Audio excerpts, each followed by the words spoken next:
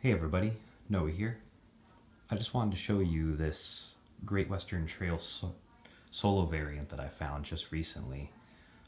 I've been very interested in solo variants for my multiplayer board games since you can't always get people together, or maybe you just want to have a little bit of a puzzle to yourself. So sometimes it's worthwhile to take a look at the sort of solo variants that are being created on the Board Game Geek, basically a board game aggregate website. Really helpful. Lots of great threads, people giving ideas for variants and asking about all kinds of information about the game. And this is a pretty big game, honestly. If you've played it, you definitely understand the intricacies of how the deck, your little cow deck, goes into all these little sort of action spaces on the rondel board. I love the rondel board. I think it's a really genius thing, the way it's been put together here. So this is a completed game. I just spent about 45 minutes playing, and that's pretty brief, honestly. I'm glad that it didn't take up much more time, but it's perfect for the kind of game it is. The AI deck is genius. It's really simple. So essentially it just pushes the AI cowboy along the route depending on what card's been drawn.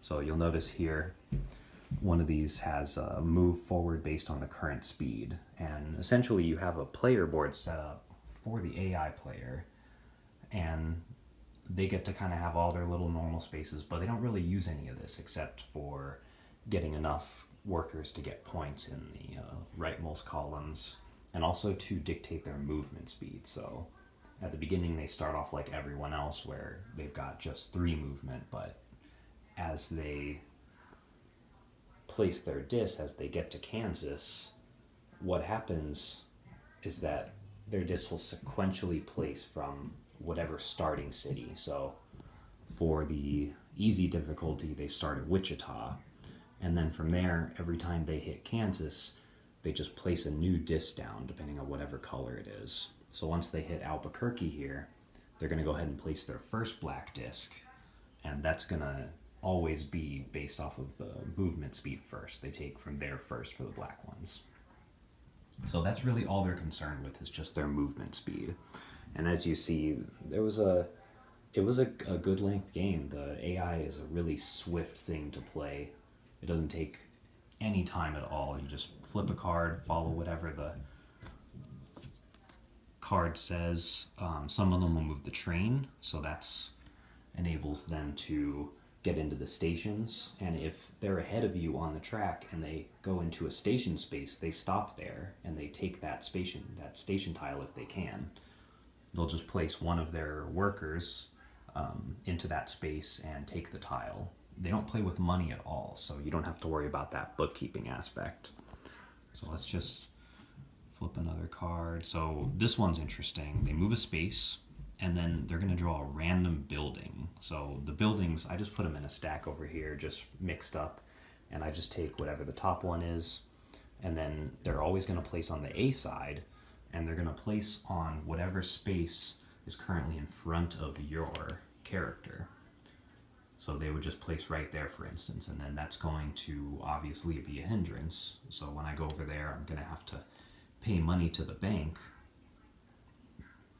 But it's nice. It really feels like this AI opponent is kind of looking after you, trying to mess up your plans, trying to work against you, always sort of pushing to be in front of you if possible on the train. One thing I noticed is that these TP tiles didn't get taken all that much. They were able to build up, and even at the end, I had 2 TPs, one of which couldn't actually be placed since it was completely full. And the AI only takes a TP tile when the deck would dictate. Let me see if there's a... So here's one where they take cattle cards. So occasionally they'll take the highest or the lowest point cattle card. So that helps to cycle out the cattle market as well. And then they also have a card where they cycle through the objectives. They'll take the highest point objective, for instance. Largely the game is played absolutely identically. The pace is great. It's really brisk.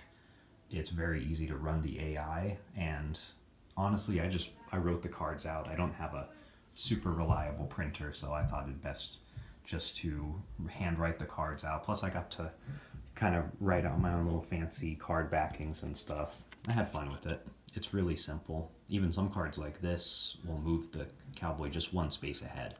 So it's to sort of simulate those times where, not a lot's going on during the turn, and they just move a space and maybe do a small thing, and it's wonderfully simulated. It's very, very simple to understand. And I did pretty well on this game. I ended up coming out with 93 points versus 89. So interestingly enough, it was able to keep up with me. It took a lot more points in certain places, like objectives. They score any objectives that they basically take. So they'll score max points even if they don't fulfill the objective itself. And I can see that's just a way for them to keep up, since they're kind of mindlessly roaming throughout, taking things here and there. Basically activating action spaces just out of order for wherever they step on. But as you can see, I did pretty well on the cow points because I was pretty focused on getting a nice deck of cow cards. I tried to get some of the 5s.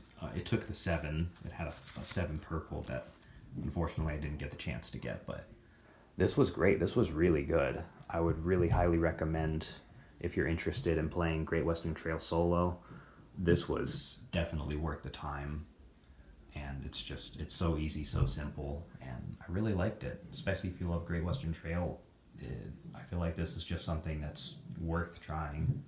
It's simple to execute, and the game is so breezy. If I could play a 45-minute game of Great Western Trail all the time, I probably will.